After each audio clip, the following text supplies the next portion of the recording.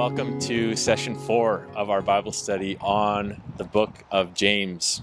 This week we are looking at James chapter 2, verses 1 to 13.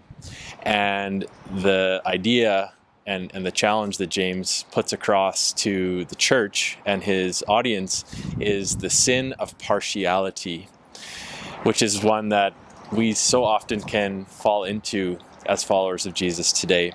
He begins in chapter 2 with another one of his pictures that helps us get our head around the idea. He talks about the assembly, the gathering of the church, and a finely dressed man with nice clothes and gold ring.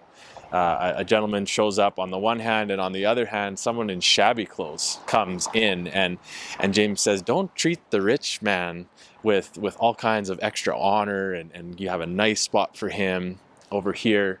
And then the poor person with shabby clothing, you kind of, you know what, you can stay at arm's length. We don't really want to hang around with you.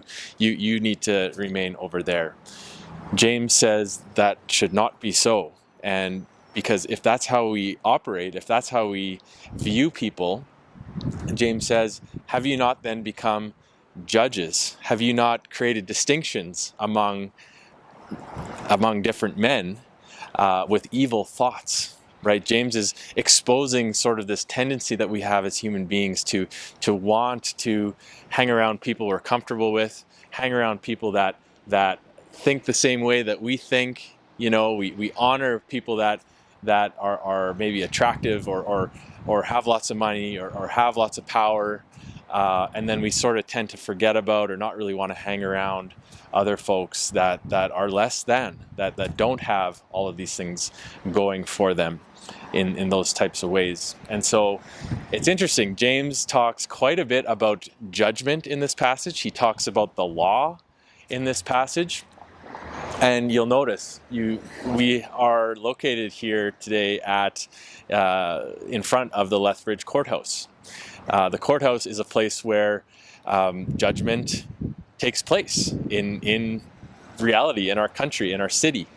And the law is held, and ultimately individuals will come and stand before a judge and receive a verdict based on if they have had problems with the law, if they've broken the law. And James has a lot to say about the law, as we've already seen in our study up until this point.